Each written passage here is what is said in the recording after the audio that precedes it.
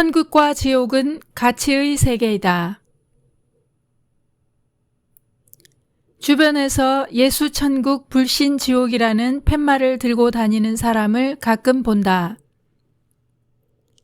종말론적 하나님의 나라를 이렇게 표현한 듯한데 물론 비신자들이 이를 고지고대로 받아들일 리는 없다.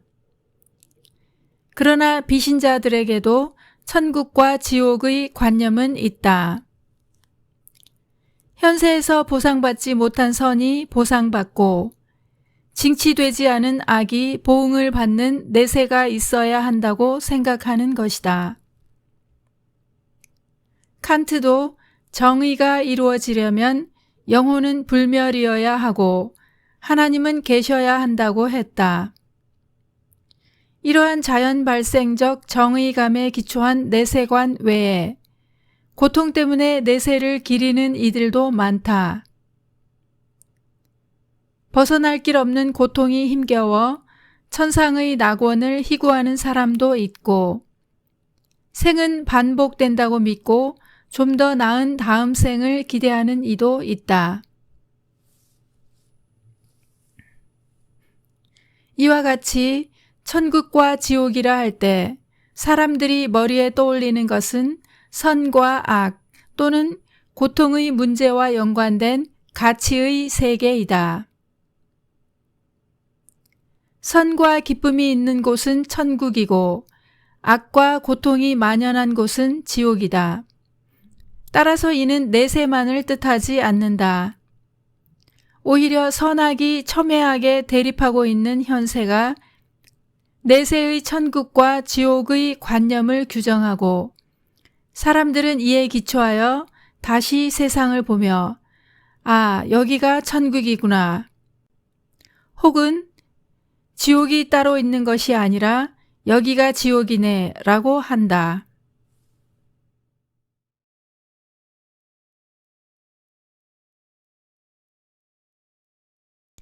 가치는 관념으로 존재하는 것이 아니라 몸에 화체되어 존재한다.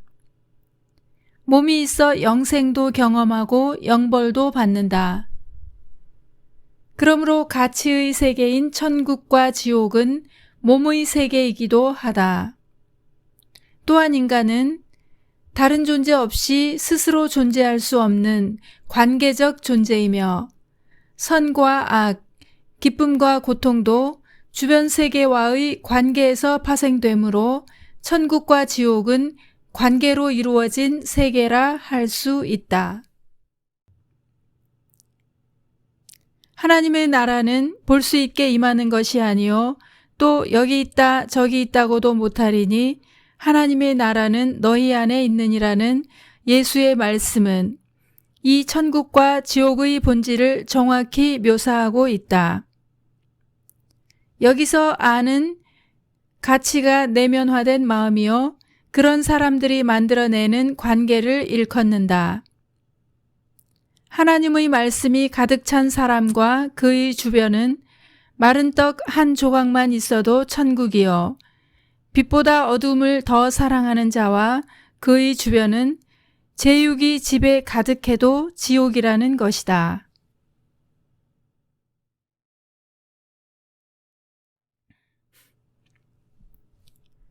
이를 그릇에 비유해 보자. 속에는 더러운 것이 가득하나 겉은 번지르르한 그릇이 있다 하자. 이 그릇이 속의 더러운 것을 쏟아내면 주변의 다른 그릇들도 더러워진다.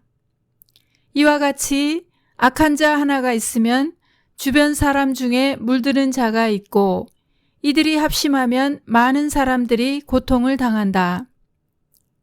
이와 반대로 볼품은 없으나 그 속이 깨끗한 그릇 같은 사람이 있다 하자. 이 그릇이 속에 있는 것을 쏟아내면 주변 그릇들도 깨끗하게 된다. 물론 더러운 그릇들은 자기 욕심 채우는데 방해가 되기 때문에 이 그릇을 깨뜨리려 한다. 그러나 그릇이 깨어졌기 때문에 오히려 그 안에 갇혀있던 생명의 물이 모든 곳으로 흘러가 다른 그릇들을 씻고 마침내는 자신을 깨뜨린 그릇들마저 깨끗하게 한다. 십자가를 지신 하나님의 아들이 이러하셨다. 그는 볼품이 없어 멸시를 당하였으나 실은 우리의 질고를 지고 그 영혼을 속건 제물로 드리셨다.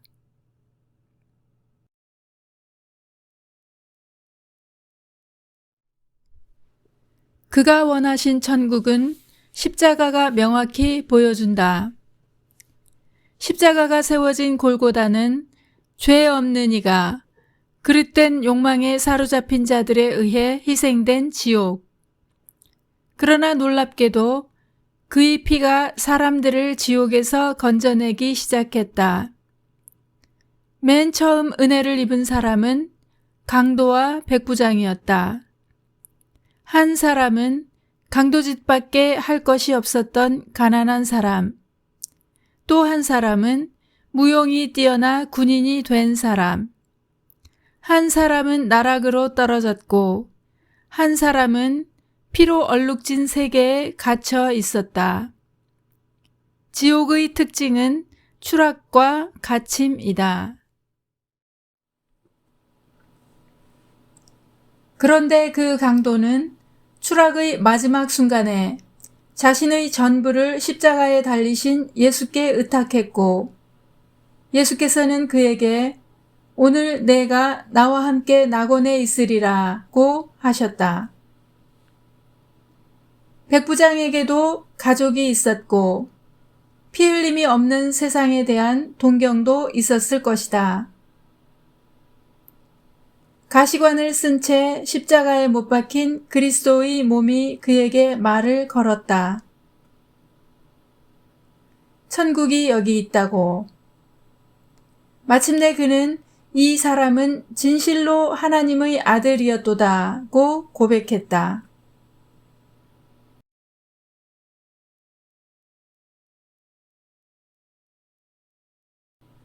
이들은 지옥에서 천국으로 옮겨졌다.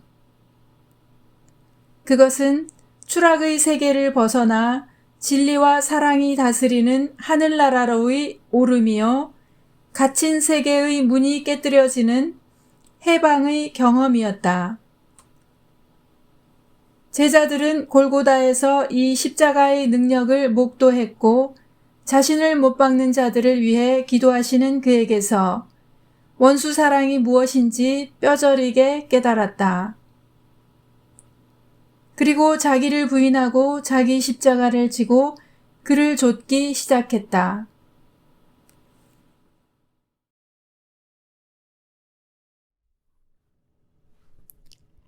이들은 내가 땅에서 들리면 모든 사람을 내게로 이끌겠노라는 그의 말씀을 기억했고 모든 사람이 그리스도 안에서 삶을 얻는다는 것을 확신했다. 베드로는 예수께서 십자가에 돌아가신 후 영으로 옥에 있는 영들, 즉 노아 때의 믿지 않는 자들이 갇힌 옥에 내려가 그들에게 선포하셨다고 함으로써 천상천하 어디에도 그의 사랑이 미치지 않는 곳이 없음을 증언했다. 유대교의 전승에 의하면 다른 사람들이 다 구원되어도 이들만은 절대 구원될 수 없다고 한다. 생각건대 천지는 없어질지라도 없어지지 않는 말씀으로 이룩되는 천국은 영원할 것이며 지옥은 영원할 수 없다. 지옥은 악과 거짓의 나라요.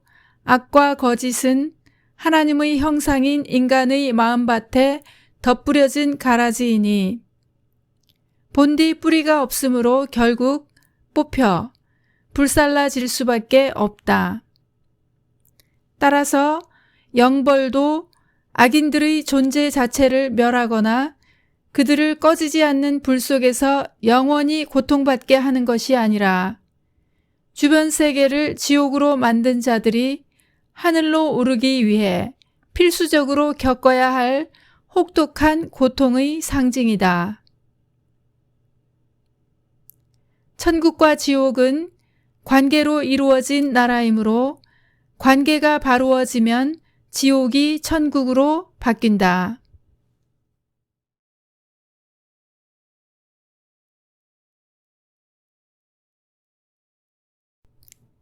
그러므로 지옥도 있고 판결을 내리는 법정도 있어야 한다.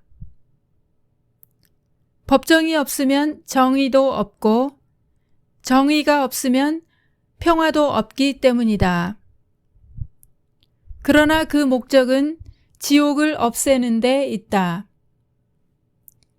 이 법정의 재판관은 하나님으로부터 하늘과 땅의 모든 권세를 받으신 인자 그리스도 예수이시다. 하나님은 그를 통해 역사 속에서 자신을 계시하셨으니 법정도 역사 속에서 열린다. 판결은 말씀이니 그는 말씀의 불로 다시 오셔야 한다.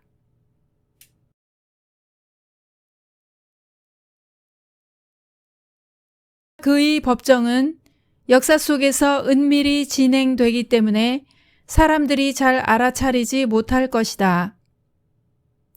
그러나 알아볼 수 있는 척도는 있다. 법정을 지배하는 것이 십자가에 달려 자신을 못 박는 자들을 용서해 달라고 기도하신 그리스도의 마음인지를 보면 된다. 그러한 심판의 법정이 눈에 띄면 불자들은 거기서 눈물을 흘리며 지옥이 텅 빌 때까지 결코 부처가 되지 않겠습니다고 서원한 지장보살을 보게 될 것이다. 요한계시록이 증언하는 천년왕국은 이 역사의 법정을 의미하는 것인지도 모른다.